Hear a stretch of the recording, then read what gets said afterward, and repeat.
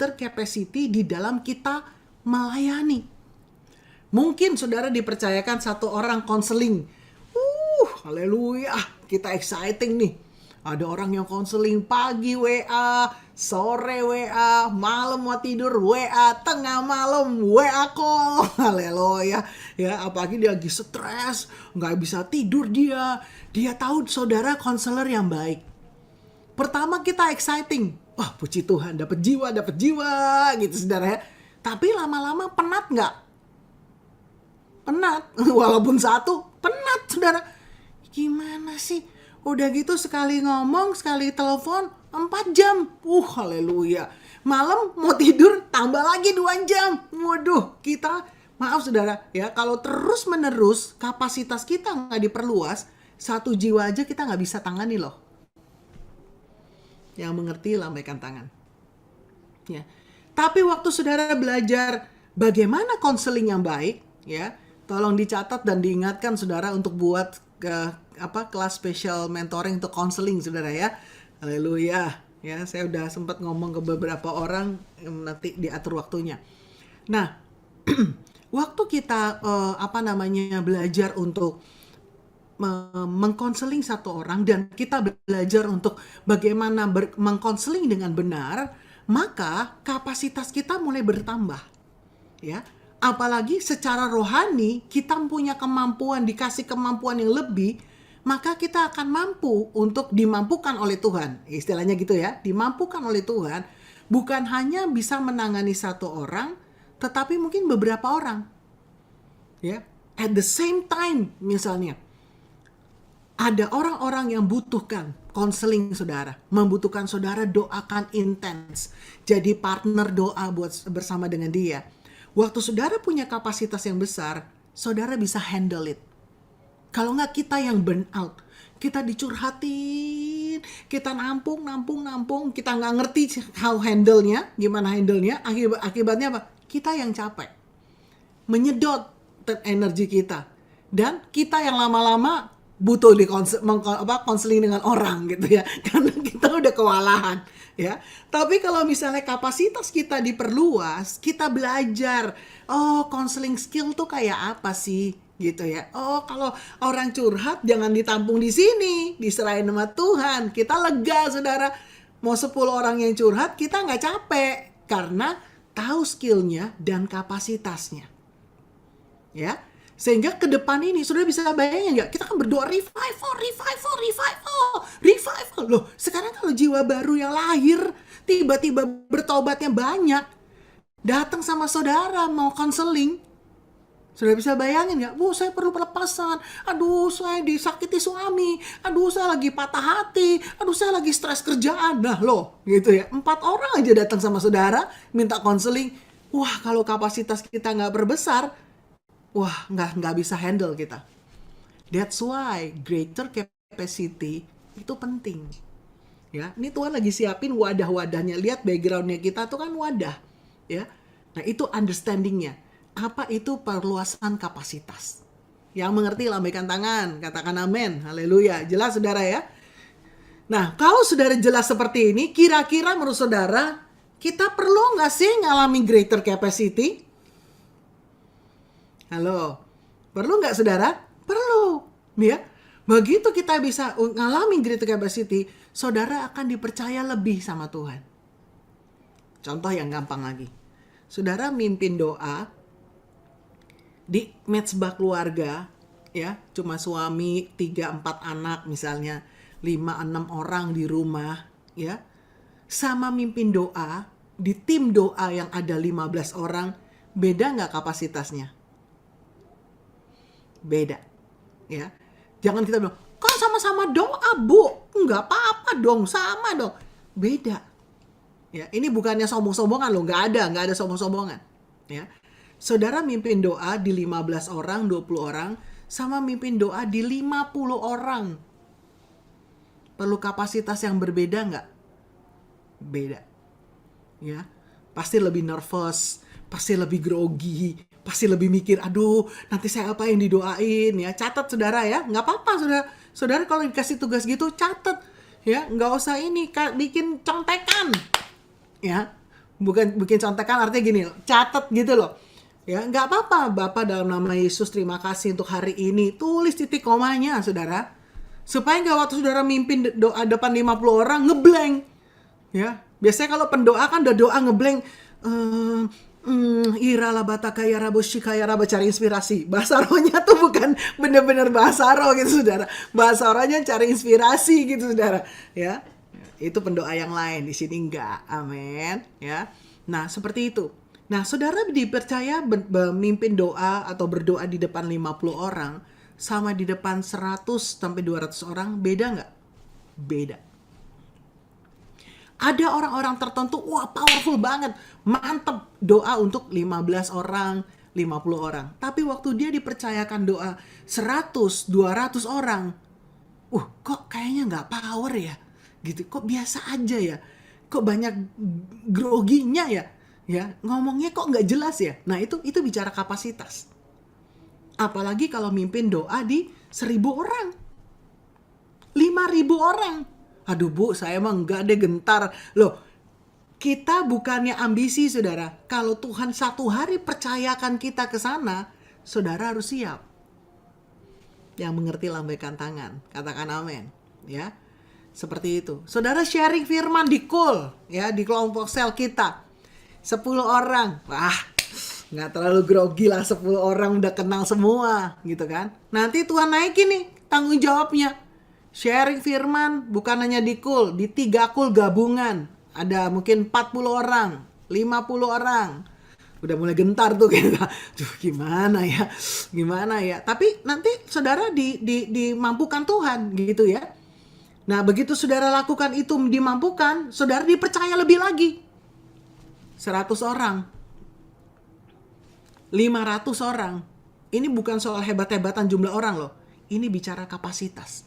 Ada orang bisa WL bagus untuk 50 orang, tapi dia untuk WL untuk di jemaat yang 1.000 orang kapasitasnya belum siap. Ya. Nah, kita bukan bicara soal pelayanan mimbar, harus WL, harus khotbah, harus apa, tapi minimal saudara nangkep dulu dari ilustrasi tentang catering, tentang doa dan lain sebagainya. Yang mengerti lambaikan tangan, katakan amin, ya. Haleluya. Nah, yang kedua, tujuan dari kelas ini adalah membimbing setiap peserta untuk menyadari, ya, membimbing setiap peserta menyadari area kehidupan apa yang menghambat perluasan kapasitas. Jadi ternyata, saudara, dalam hidup kita itu ada salah satu istilahnya self-sabotase, ya. Ada yang di dalam diri kita yang mensabotase atau menghentikan, menghambat, ya, kemampuan kita di dalam berkembang, kemampuan kita untuk lebih lagi. Nah, itu ada beberapa hal yang kita akan pelajari dalam pertemuan ini, ya, pertemuan ini, ya. Jadi makanya penting saudara catat, penting juga saudara mengevaluasi ataupun mengambil keputusan, ya. Wah, saya harus berubah ini nih. Wah, saya harus tambahkan ini nih, ya. Wah, saya harus begini nih. Nah, itu pentingnya. Makanya siapin di dalam buku atau kertas catatan saudara, ya. Baik, puji Tuhan. Nah, saudara, greater capacity itu tidak bisa instan. Ini key pointnya. Nggak bisa instan. Artinya gini, saya cuma doain doang, ya, atau saya cuma didoain doang dalam nama Tuhan Yesus, kapasitasnya diperluas, terus otomatis diperluas. Enggak. Kita didoakan, kita terima impartasi, artinya apa? Kita terima kemampuan Allah untuk kita di stretch sama Tuhan. Nah, ini dia. Makanya background kita jelas, ada gambar tangan penjunan. Nah, ini dia. Ya, karena itu dasarnya, saudara. Ini dia. Ya, dasarnya di sini. Jadi ini kapasitasnya ini, bejana ini, ya, bisa kayak pot bunga yang kecil, bisa kayak pot yang besar gitu. Ada gentong mungkin, ya. Ada yang bisa kapasitas lebih lagi. Itu tergantung, ya, Tuhan yang pasti bentuk dan elastisitas, ya, atau kelenturan dari si tanah liat itu. hati kita. Kalau Tuhan lagi bentuk nih, terus dia bilang, sakit Tuhan, gak mau Tuhan, gak enak Tuhan, pemimpin saya bawel Tuhan. Wah. Ya sudah, akibatnya apa? Bejananya bisa rusak, karena bejananya berontak. Yeremia 18 ayat 4 bilang gini, apabila bejana yang sedang dibuatnya itu dari tanah liat di tangan itu rusak, ya, rusaknya bukan karena si penjunan gak terampil loh, tetapi tanahnya keras, ya, tanah liatnya ini gak lentur gitu, ya, tanahnya masih ada batu-batunya, ya, masih ada mungkin ada duri, ada kerikil yang belum dikeluarin, belum dipulihkan hatinya, belum dipulihkan gambar dirinya. Apa yang terjadi? Waktu dibentuk gak kuat, pecah, rusak. Maka tukang periuk tangan Bapa mengerjakan kembali, ya. Jadi dengar, tidak ada hidup kita yang rusak dibiarin sama Tuhan. Catat itu baik-baik. Gak ada hidup kita yang sudah dibentuk, gak jadi, dibiarin sama Tuhan, ditinggalin. Tidak ada. Tetapi tangan Tuhan akan bentuk lagi kembali menjadi bejana lain. Artinya whatever masa lalu kita, waktu kita menyerahkan diri sama Tuhan, Tuhan bentuk aku Tuhan, aku rela Tuhan, aku mau Tuhan, aku siap Tuhan, di stretch, dilenturin, dibentuk, diapain, aku rela Tuhan. Maka kita akan jadi bejana lain. Ya, bejana ya bukan yang seperti yang lalu yang rusak, tapi bejana yang baru. Ya, menurut yang baik dalam pemandangan Allah. Jadi, waktu Tuhan bentuk kita, pastikan tanah liat hati kita ini udah gak ada kerikil, udah gak ada duri, udah gak ada campuran-campuran yang lain. Murni, pulih, ya.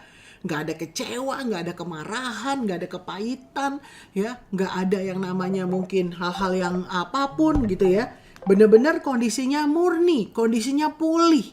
Nah, maka dengan hati kita yang elastis, yang rindu dirubahkan Tuhan, dengar baik-baik saudara, Tuhan bisa membentuk itu jadi bejana yang indah menurut pemandangan Tuhan.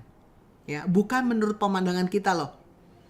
Mungkin kita bilang gini, Tuhan, bentuk saya Tuhan seperti Pastor Widya Tuhan. Keyboardnya mantap itu Tuhan, saya mau kayak dia. Bentuk saya Tuhan seperti siapa di sini ya? Seperti Pastor Lia Tuhan. Wah. Atau seperti yang lain misalnya, atau seperti gembala saya, seperti siapa gitu. Enggak, saudara. Kita harus lihat kepada desainnya Tuhan.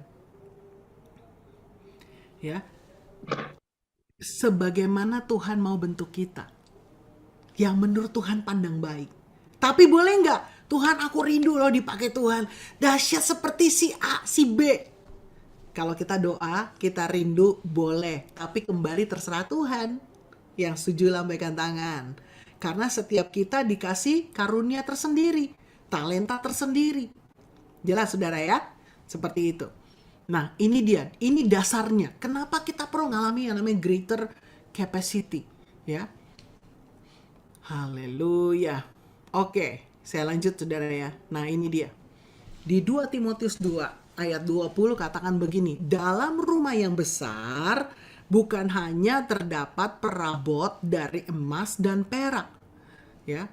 Tetapi melainkan juga dari kayu dan tanah. Yang pertama dipakai untuk yang mulia, yang mana? Yang emas dan yang perak. Ya. Dan yang terakhir untuk maksud yang kurang mulia. Jika seorang menyucikan dirinya dari hal-hal yang jahat, dia akan menjadi perabot rumah untuk maksud yang mulia. Dikuduskan, dipandang layak untuk dipakai mulia. Ya. Wow. Ini luar biasa saudara. Dipakai tuannya dan disediakan untuk pekerjaan yang mulia. Jadi ada pilihan. Dari emas perak atau dari tanah dan dari kayu. Nah, ini perbedaannya, tangkap baik-baik. Yang di sini tadi, ini baru kayu nih, ini baru tanah liat nih dibentuk. Ya, Bentuknya enak nggak? Nggak enak. Setelah biasanya sudah selesai dibentuk supaya bejananya firm, ya, bejananya tidak berubah, maka pasti dibakar, ya. Dibakar supaya apa? Supaya jadi. Kalau buat tembikar kan begitu, Saudara ya. Jadi bejananya jadi seperti itu. Tapi ini baru pekerjaan yang untuk pekerjaan yang kurang mulia. Kalau saudara ditanya, saudara mau dipakai Tuhan untuk pekerjaan yang mulia apa yang kurang mulia? Yang mau kurang mulia, kurang mulia, kurang mulia, angkat tangan. Haleluya. Nggak apa-apa Bu, daripada nggak dipakai Tuhan, yang kurang mulia juga boleh. Iya, iya, boleh juga sih. Tapi yang mau dipakai mulia, pekerjaan mulia. Haleluya, gitu kan. Makanya saudara di kelas ini. Kenapa? Karena untuk pekerjaan yang mulia, prosesnya bukannya jadi tanah liat, saudara. Prosesnya harus emas dan yang perak. Setelah dibentuk, emas dan perak itu pasti dibakar dengan api, dimurnikan. Makanya bisa jadi mulia. Nah, kita nih kadang-kadang berkata gini, saya mau dipakai Tuhan. Ya, saya mau Tuhan dipakai Tuhan. Use me Lord. Ya, I give myself away. Pokoknya use me. Ini aku Tuhan, utuslah aku. Doanya mantap, nyanyinya mantap, air mata bercucuran, luar biasa. Tapi rela nggak? Waktu Tuhan stretch, waktu Tuhan bentuk, ya, waktu Tuhan bakar, dimurnikan, rela nggak hati kita? Kalau sudah dapat understanding ini dan sudah berkata, makasih Tuhan, mampukan saya. Minimal kita rela, tapi kita berkata, mampukan saya. Saya percaya Roh Kudus akan mampukan kita. Amin. Saya percaya saudara hari ini ada, itu lewati proses semua. Nggak ada instan, betul saudara? Ya, kita lewati proses semua. Tapi ke depan ini, untuk lebih lagi, pasti akan di-stretch saudara. Yang mengerti lambaikan tangan. Haleluya. Puji Tuhan. Ini mumpung ada Pastor Lia nih. Silakan sharing singkat. Ini penodongan tiba-tiba saudara ya, nggak janjian ya. Penodongan tiba-tiba. Silakan Pastor Lia sedikit sharing tentang di stretch. Haleluya.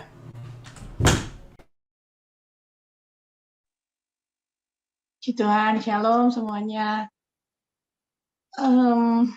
Bicara mengenai greater capacity stretching itu nggak cuman yang lalu sudah gitu saudara, sampai hari ini aja kita juga waktu Bu Indri ngomong ya harus di stretching waktu kita pakai I give myself away, waktu kita bilang sama Tuhan pakai aku, ini aku Tuhan pakai aku. Yang namanya proses itu selalu berkesinambungan ya saudara ya. Jadi Tuhan mau terus murnikan kita, mau terus bentuk hati kita, terus miliki hati yang fleksibel seperti balon, saudara ya. Jadi Bu Indri sering ajarin kita miliki hati seperti balon yang fleksibel. Balon itu kempes, tapi kalau lagi ditiup, gitu saudara ya, besar. Kemudian ditiup lagi lebih besar, ditiup lagi lebih besar. Sampai dengan kapasitas tertentu balon itu. Kalau udah nggak cukup, dia meledak. Tetapi bayangkan kalau hati kita seperti balon yang mau terus dibentuk, mau terus di stretch, itu akan terus besar, dan kita akan dipakai untuk tujuan yang mulia. Kadangkala dalam kelemahan kita merasa nggak mampu. Saya sering rasa nggak mampu, saudara ya. Kalau ya, jujur yang waktu yang lalu semua sakit gitu, saudara. Saya pikir, wah sudahlah, ya izin nggak bisa menara doa. Tapi dengan mentor saya, Bu Indri katakan, ayo tetap pimpin doa gitu. Rasanya, oh kok nggak mampu gitu ya, tapi kok tetap dipaksa seperti ini, suruh tetap pimpin doa. Oke, saya bilang, baik Bu, yang ngurusin anak-anak dulu selesai, nanti saya join gitu ya di menara doa untuk pimpin doa. Rasanya, waduh ini gimana waktunya mepet gitu ya saudara, ngurus 2 anak, kemudian waktu itu Pak Benny masih sakit, nggak bisa, ya saya kerjakan saudara ya, dengan rasanya pengen nangis tapi ya diempet gitu saudara ya, doa gitu saudara, tapi waktu doa justru dalam kelemahan kita kuasa Tuhan jadi nyata, saya mampu, saya bisa, anak-anak juga bisa diem gitu saudara, bisa bekerja sama semuanya. Dan saya rasakan justru waktu saya rasa nggak mampu, waktu rasa saya lemah, saya mimpin doa, di situ kuasa Tuhan nyata dan saya ngalamin terobosan. Ya, waktu itu saya ingat banget mimpin doa terobosan untuk Amerika, saudara ya. Rasanya di alam roh saya tuh ada satu terobosan dan itu manifestasi juga untuk hidup saya. Saya katakan waktu itu, saya terima terobosan. Saya terima terobosan buat keluarga saya. Semuanya pulih, sehat, sembuh. Karena yang saudara tahu semua berurutan sakit gitu, saudara ya. Jesslyn, Nico, Pak Benny, puji Tuhan, saudara saya yang terakhir nggak sakit ya, paling cuma meriang-meriang karena kurang tidur aja gitu. Tapi saya terus terima terobosan, saya perkatakan saya terima terobosan, semua sehat, sembuh, sempurna. Ya puji Tuhan, saudara, waktu saya perkatakan itu, semua sehat, saudara ya, dan ya puji Tuhan setelah itu pelayanan juga Tuhan tambahkan, jiwa-jiwa luar biasa, saudara. Tapi ya nggak berhenti hanya di situ loh, saudara ya. Saya pikir, wah haleluya, udah bangkit jadi pemenang. Tapi yang Tuhan mau next level lagi. Semakin next level, pergumulannya semakin luar biasa, saudara. Dibentuknya juga luar biasa. Tapi terus miliki hati yang fleksibel, yang mau terus dibentuk, perluas lebih lagi, saudara ya, untuk kemuliaan Tuhan, melakukan pekerjaan yang jauh lebih mulia. Karena Tuhan berjanji buat kita semua dari satu kemuliaan pada kemuliaan yang lebih. Jangan pernah puas bersama dengan Tuhan, karena Tuhan akan membawa kita terus next level. Thank you, Bu. Tuhan berkati semua. Haleluya, thank you Pastor Lia yang diberkati, lambaikan tangan. Gitu ya, puji Tuhan. Jadi merasa terpaksa nggak Lia waktu itu? Gimana sih di Bu Indri kayak nggak tahu saya nih gua. Iya, saya cuma realize Tuhan cuma katakan, tuh kan bisa kan? Ya merasa terpaksa enggak ya, tapi saya jadi termotivasi gitu ya Bu ya. Ternyata saya bisa melakukan yang saya pikir nggak bisa gitu, dan saya dapat pelajaran waktu itu, Tuhan bisa pakai pemimpin rohani kita untuk belajar men-stretch kita. Justru dalam keadaan kita nggak mampu, lemah, di-stretch gitu kita bisa melihat, wah ternyata saya bisa, tapi bukan dengan kuat gagah saya, tapi Tuhan yang tolong dan mampukan. Haleluya, Tuhan Yesus dahsyat. Thank you Pastor Lia. Wow, itu salah satu contoh saudara ya. Artinya waktu kita dibentuk sama Tuhan, kapasitas kita diperluas, itu mau nggak mau harus di-stretch. Ya, saudara sampai kayaknya juggling banget, udah nggak tahu deh, terlalu banyak rasanya yang di-handle gitu. Itu jangan berontak saudara, jalanin aja, jalanin. Akhirnya saudara bisa gitu ya. Awalnya mungkin rasanya, aduh ini nggak salah nih, kok banyak banget, kok bertubi-tubi, kok ini, jalanin aja gitu. Sejauh saudara tahu itu yang Tuhan taruh untuk saudara, ya, ada tugas dari mungkin dari pemimpin, konfirmasi dan sebagainya, jalanin. Nanti saudara akan lihat, bisa loh gitu ya, oleh anugerah Tuhan. Sekali lagi, amin. Itu saudara mulai ngalamin, kapasitasnya diperluas, ya, seperti itu. Baik, puji Tuhan. Nah, mari kita lihat lebih lanjut saudara ya. Kalau ada pertanyaan boleh ketik di chat saudara ya. Oke. Ini dia. Saya akan kasih saudara waktu sekitar 5-7 menit ya, secara pribadi. Saudara coba mendeskripsikan. Kenapa? Karena ini kan bukannya seminar ya. Artinya seminar saudara dapatkan, catat-catat, oh udah selesai. Enggak. Di kelas special mentoring itu, makanya saya selalu pakai nama special mentoring. Kita ada interaksi, ada waktu merenung, ya, ada waktu untuk kita catat, ya, seperti itu. Coba saudara ambil waktu 5-7 menit, saudara mulai catat gimana sih kondisi saudara saat ini, ya. Oh, saya ternyata sudah 5 tahun bertobat, misalnya. Lalu saya belum jelas nih ibadahnya di mana. Nggak apa-apa, tulis aja. Ya, nah karena itu nanti akan menjadi highlight. Saudara tidak perlu kumpulkan ke saya, tidak perlu di-sharingkan ke orang-orang, tapi ini guidance, saudara punya pegangan, ya. Dan kemudian, oh kalau sudah melayani, misalnya melayani sebagai di mana dan sebagai apa, ya. Oh ya saya sudah melayani misalnya di sebagai tim doa, misalnya gitu. Saya tertanam, saya komitmen di gereja A, misalnya seperti itu ya. Lalu kendala, hambatan, tantangan apa sih yang saudara rasakan untuk saudara nih dalam saudara bertumbuh gitu. Wah saya mengalami tantangan misalnya gitu. saya tuh susah banget tuh fokus ya, misalnya. Ya, saya punya kendala nih, kayaknya saya terbatas banget, mau pergi apa-apa susah gitu ya, kendaraan susah gitu misalnya ya, apa aja di situ yang menurut saudara hambatan, kendala, tantangan. Oh, keluarga saya nih masih sangat tergantung sama saya, jadi kalau saya mau melayani lebih, masih masih terganggu gitu, atau mungkin masih berat ninggalin keluarga, contoh gitu ya, seperti itu. Kalau nggak ada kendala, nggak mungkin. Pasti kita dalam pelayanan, pasti dalam hidup ini pasti punya hambatan, tantangan, ya. Lalu kemudian yang ketiga, apa panggilan Tuhan buat hidup saudara?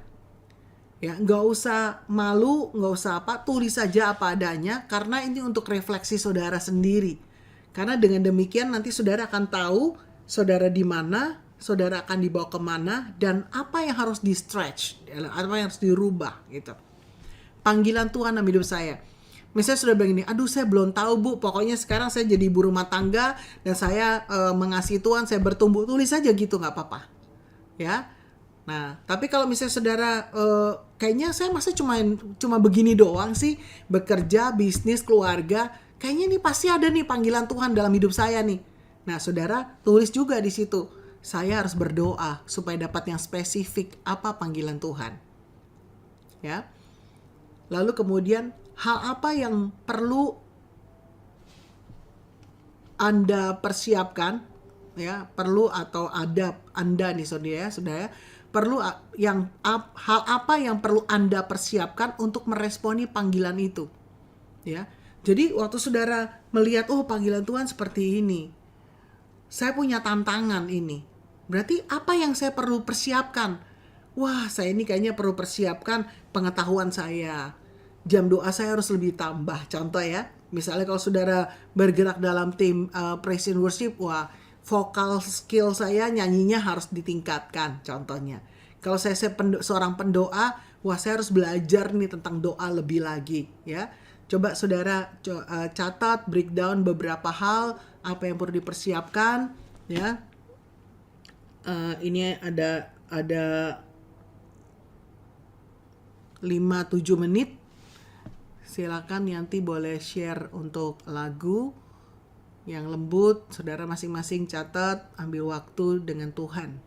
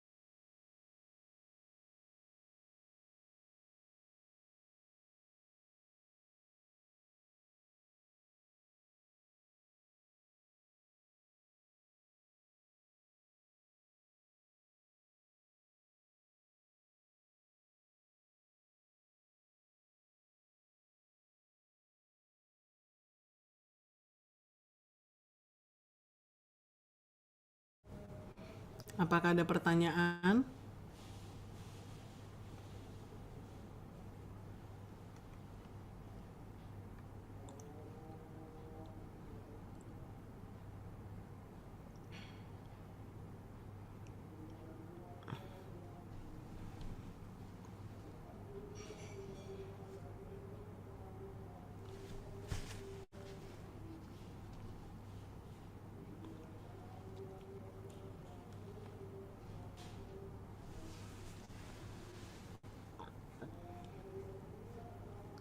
Sudah semua?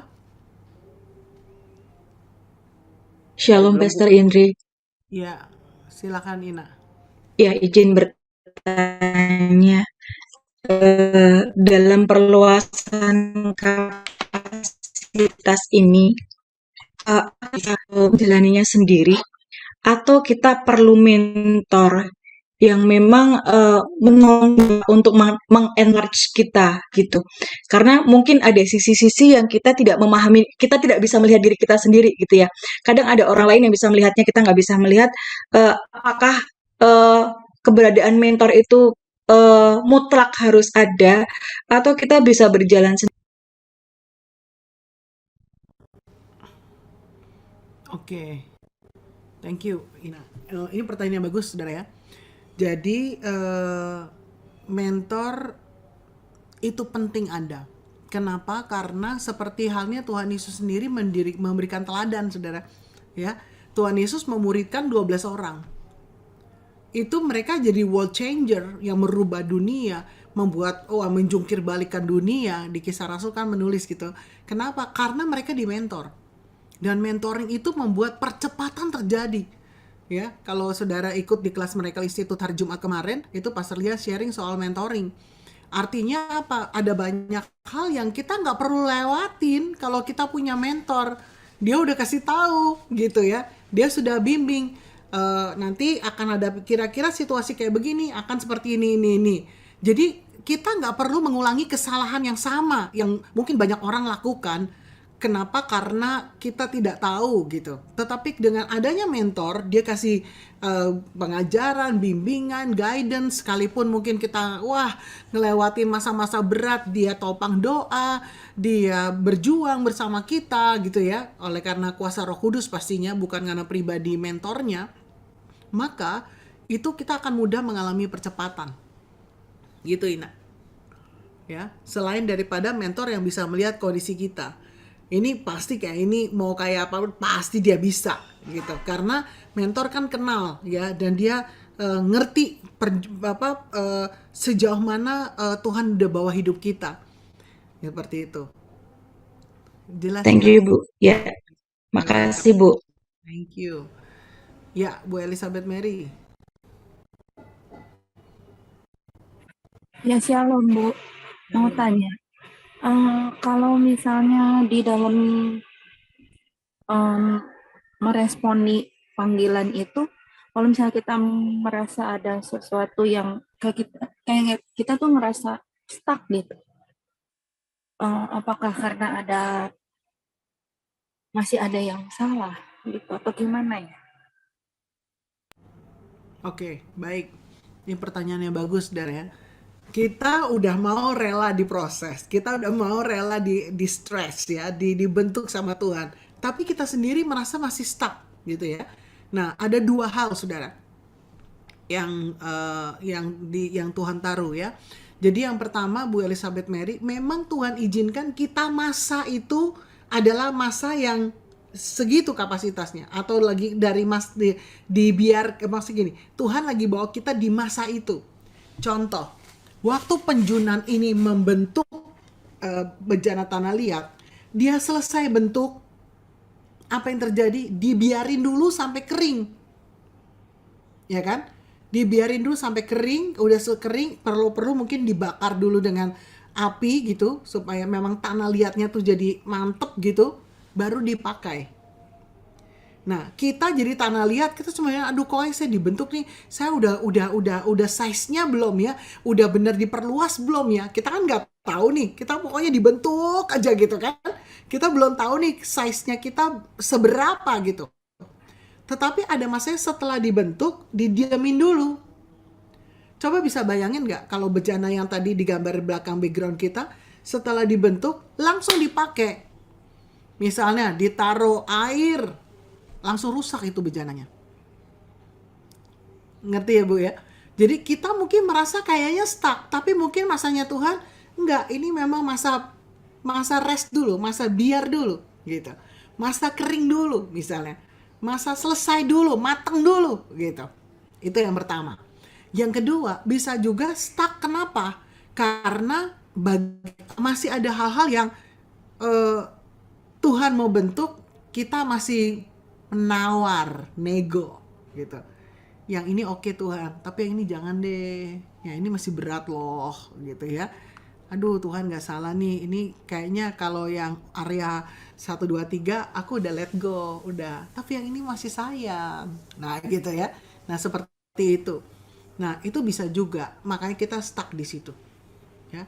Jadi memang kita mau tidak mau harus keluar dari comfort zone, saudara. Kalau bicara greater capacity, karena akan di stretch. Begitu kita bilang gini, aduh, saya mah yang deket-deket aja deh, yang jauh-jauh susah. Nah udah, itu kita membatasi diri udah tuh, seperti itu, ya. Itu udah segitu dah gitu. Tapi banyak dari saudara udah melewati, nerobos dari sisi apa zona nyaman seperti itu. Jelas ya Bu? Iya, makasih Bu. Oke, thank you. Bu, saya mau Ada tanya, Bu. satu pertanyaan. Ya, Bu Yeni Chandra, Bu, silakan ini Bu. saya boleh tanya tentang mentoring itu, Bu ya? Boleh? Ah, Nah, boleh. apakah Kalau bisa jawab, saya jawab. Kalau nggak bisa jawab, Pastor Lia yang jawab. apakah Ada Pastor atasan Lia kita lagi. itu otomatis jadi mentor kita? Umpamanya dalam doa. Jadi ketua pendoa, departemen doa itu mentor kita. Atau kita harus ngomong sama dia, kamu jadi mentor saya ya, gitu. Itu aja, Bu. Harus ngomong, Bu. Karena gini, kalau sekedar pimpinan kita, misalnya ketua doa, sudah ibu pendoa, ibu masuk jadi tim doa dan di atasnya ada ketua departemen doa atau kabit doa, ya. Dia secara struktural dia adalah pemimpin ibu. Secara Ya, struktural dalam pelayanan. Yes, ya, kita harus submit, kita ikutin, kita taat, ya, kita ya pokoknya kan namanya pemimpin, ya kan? Tapi ya, begitu mentoring itu personal, Bu. Personal yang bisa masuk secara struktural, bisa juga dia adalah mentor kita, bisa, tetapi bisa juga bukan dia. Tapi di dalam pelayanan ibu sebagai tim doa, ibu tetap ikut di dalam apa namanya arahan, bimbingan atau kepemimpinannya. Tapi begitu mentor pribadi, ibu harus tanya sama Tuhan dan ibu harus ngomong sama orangnya. Seperti itu. Jadi jelas. Jadi kayak gini loh, waktu Tuhan Yesus memilih 12 orang murid, Tuhan Yesus datangi mereka kan?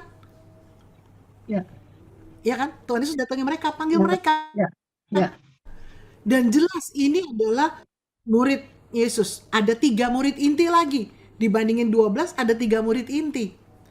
Tapi di Alkitab mencatat ada 70 murid, ada 120 murid. Ya, itu bukannya tidak dimuridkan, atau bukannya tidak dimentor, tapi umum, massal. Tapi sama yang 3 ini, wah, intens. Makanya waktu di Gunung Tabor, Tuhan Yesus transfigurasi, ketemu dengan Elia dengan Musa, 3 murid ini ikut. Nggak semua murid, nggak 12 murid nggak ikut. ya. 70 murid apalagi nggak ikut. Gitu kan? Nah, jadi secara struktural bisa dia mentor ibu, tetapi secara personal untuk yang namanya greater capacity, panggilan Tuhan buat hidup ibu. Nah, itu ibu memang perlu apa namanya menemukan siapa dan intens dengan mentor tersebut. Ya ngobrol, ya sharing, ya seperti itu gitu loh, Bu. Jadi nggak bisa yang umum-umum. Apakah jelas Bu Yeni? Jelas, Bu. Makasih. Thank you. Puji Makasih, Bu ya. Tuhan. Ya, Bu. Ya, Bu Elizabeth Mary, ada lagi angkat tangan? Ya Ibu, ada lagi Bu. Mau tanya, kalau misalnya gini, eh, pemimpin menawarkan bahwa dia yang mau mendoakan kita. Apakah dia bisa langsung disebut sebagai mentor? Kalau ibu nggak mau, nggak bisa. Oh, kalau misalnya saya menerima dan Iya. katanya dia memang mendoakan saya setiap hari, tapi berjalannya waktu sampai di suatu titik, kok kayaknya dia juga nggak mendapatkan apa-apa, gitu. Sampai akhirnya saya juga harus terjatuh. Gimana, Bu? Oke, jadi gini, mentoring itu proses ya, nggak instan.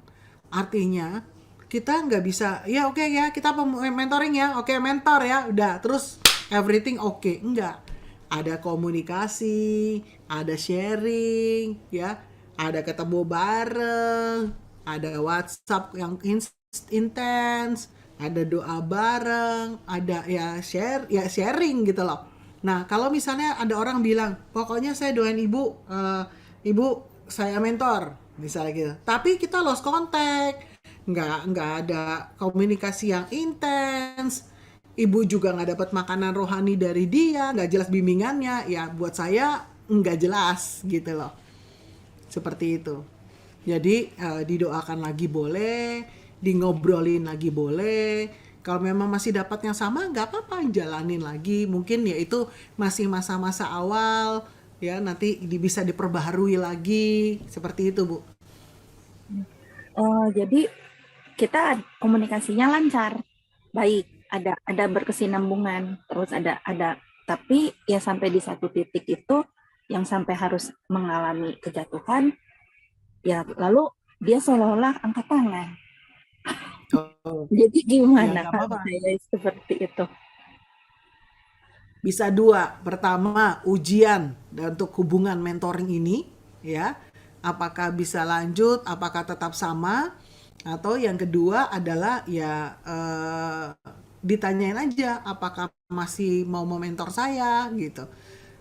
Ya kan? Kalau misalnya dia benar-benar enggak, udah selesai, goodbye. Ya sudah, Ibu Elizabeth Mary berdoa untuk bertemu dengan mentor yang baru. Ya, ya Ibu. Eh, yang menyatakan goodbye-nya dari pihak saya, bukan dari pihak sana. Karena dari pihak sananya Oh. menawarkan persyaratan baru gitu. Oh ya sudah. Karena kan mentoring itu hubungan ya saudara ya. Kita kan nggak bisa yang apa namanya kayak kita mau hire seseorang gitu ya di perusahaan gitu ya. Jadi kan itu kan hubungan yang kita bangun, hubungan keluarga sebenarnya anak rohani dengan bapak rohani atau dengan ibu rohani gitu. Kalau seorang anaknya berkata udah selesai goodbye ya nggak apa-apa juga. Kan pokoknya nggak boleh ada unsur paksaan, ya harus semua damai sejahtera, sukacita, seperti itu. Oke, puji Tuhan. Kristi Joy Sam tadi angkat tangan. Ada yang mau ditanya? Ini terakhir saudara ya, nanti kita lanjut lagi. Salam Bu Indri. Salam. Saya tuh bertemu di gereja misi itu, jadi pendetanya tuh ganti-ganti gitu. Dan yang mentor saya itu dulu pemimpinnya gitu, tapi sekarang tuh pemimpinnya tuh masih belum punya istri gitu. Jadi kayaknya ngomong tuh kaku gitu, gimana ya mulai untuk bicara itu mau sering-sering itu kayak sungkan gitu karena dia belum menikah gitu. Jadi apa perlu saya nyari mentoring baru Bu gitu? Oke, kalau mentoring itu baiknya pria dengan pria, wanita dengan wanita ya. Jadi kalau misalnya seperti tadi dia belum punya istri, sedangkan Kristi seorang wanita, ya baiknya jangan gitu. Ya, itu berarti pria toh, ya kan? Iya, iya. Jadi baiknya jangan gitu. Jadi memang seperti itu. Jadi kita bisa cerita kan. Sekarang kan kalau misalnya dengan lawan jenis, apalagi dia berkeluarga, kita berkeluarga, nih dia laki, kita perempuan, kagok gitu loh saudara. Mau ceritanya juga gimana gitu ya. Mau cerita sebagai istri, sebagai ibu, dia bingung gitu kan. Eh, ngurusin anak apalagi gitu kan. Jadi memang dalam mentoring itu selalu eh, pria dengan pria, wanita dengan wanita yang normal ya, ini bukan LGBT loh ya, yang normal ya, artinya seperti itu. Karena kalau nggak normal bahaya lagi nanti. Jelas ya Kristi ya? Mas Bu, baik, terima kasih Di Bu. kota apa ya Kristi? Saya sebenarnya dari Malang Bu, tapi saya sekarang bekerja di Hong Kong gitu, dari DKI. Oh, di Hong Kong ya. Sip, Ya, nanti kalau kita ke Hong Kong kita hubungi Kristi. ya Mantap. boleh Bu, terima kasih. Thank you. Baik, kita lanjut saudara ya. Kalau ada pertanyaan diketik di chat. Ya. Nah, kita masuk saudara ya. Jadi ini pertanyaan ya, saya tidak akan tanyain saudara. Tapi at least saudara hari ini mendata, kita tahu kondisi kita hari ini. Ya. Nah, tujuannya apa? Coba nanti waktu kita saudara mendeskripsikan hambatan, halangan, tantangan, nanti saudara lihat di poin-poin yang akan dibahas. Ternyata ini loh, ternyata ini. Nah, saudara nanti akan temuin tuh gimana handle-nya, ya. Dan gimana saudara bisa dibawa dalam spiritual journey, rencana panggilan Tuhan. Baik. Ya. Nah, kita lihat sekarang ya. Target 2023 kita ini harus bangkit jadi pemenang. Saya tidak akan lepas dari tuntunan yang Tuhan berikan. Makanya saat ini kita sedang masuk di dalam peperangan rohani yang dahsyat. Semakin diperbesar kapasitas kita, ya. Waktu kita tidak mengalami perluasan kapasitas kita stuck, kita bahkan minim, kita juga mungkin kalau misalnya kayak bejana itu cuman aqua gelas yang kecil 250, maka kita nggak, udah luber-luberan nih, udah nggak bisa nampung untuk sesuatu yang lebih besar. Makanya waktu kita diperluas, kita akan sanggup menampung. Nah, semakin dimampukan untuk apa? Tujuannya jelas saudara ya, merebut jiwa-jiwa untuk penuaian. Jadi kalau toh saudara ngalami perluasan kapasitas, bukannya buat, wah saya makin hebat loh. Bukan. Untuk kita dipakai Tuhan, untuk kemuliaan Tuhan lagi. Ingat loh, ya. Jadi waktu saudara ngalami greater capacity, sekali lagi untuk Tuhan. Kita nggak akan bilang, saya dong, mau di stretch, saya dong mau diperluas, makanya nih saya. Nggak ada, ya. Nggak ada kayak gitu, ya. Nah, sekarang gimana mengalami kapasitas yang diperluas? Ini nuts ya saudara. Yosua 12 ayat 9 sampai 24. Bangsa Israel harus menaklukkan dan mengusir 31 raja-raja untuk merebut tanah perjanjian. Untuk kita bisa merebut seluruh janji Tuhan dalam kehidupan kita, maka kita harus bebas dari 31 karakter buruk. Dan kita harus memiliki karakter Kristus. Dari mana 31 karakter buruk dan pengertiannya seperti apa? Kita lihat Yosua 12 ayat 9. Nah, saudara, perhatikan baik-baik. Ternyata waktu Yosua harus memimpin bangsa Israel masuk ke tanah Kanaan, Yosua ini bertemu dengan 31 raja, saudara. Raja Yeriko, Raja Yerusalem, ya, Raja Hebron, Raja Negeri Ai, Raja Yarmut, Raja Maklis, Raja Eglon nih, satu persatu nih, saya nggak usah sebutin deh ya. Rajanya banyak sekali nih semuanya, ya. Nah, di ayat 24 katakan gini, Raja Negeri Tirsa ya 1. Jadi jumlah semua raja itu 31 raja. Nah, saya mau kasih analogi supaya saudara bisa menangkap dulu. Ya, Yosua 12. Jadi begini saudara, waktu Yosua dipercayakan untuk memimpin bangsa Israel, pertama kali dia masuk ke Yeriko. Betul saudara ya? Habis Yeriko ke Ai, dan semua daerah lain harus direbut. Waktu Yosua bersama dengan Tuhan menduduki Yeriko, daerah bangsa Israel makin luas gak? Yeriko diduduki, daerahnya luas gak? Tambah gak? Halo, tambah gak? Tambah, kan Yeriko kan? Begitu Yeriko diduduki lalu kemudian dia menduduki kota Ai, makin luas gak? Luas. Yeriko, Ai, tambah lagi Yerusalem, tambah lagi Yarmut, makin luas gak? Makin luas. Ya. Begitu dia bisa menduduki atau mengalahkan 10 raja, berarti 10 daerah, makin luas gak daerahnya? Makin luas. Nah, Alkitab mencatat ternyata Yosua bisa menduduki 31 raja. Berarti ada 31 area yang diduduki oleh Yosua dengan bangsa Israel. berarti areanya makin luas gak? Tanah yang diduduki makin luas gak? Yes.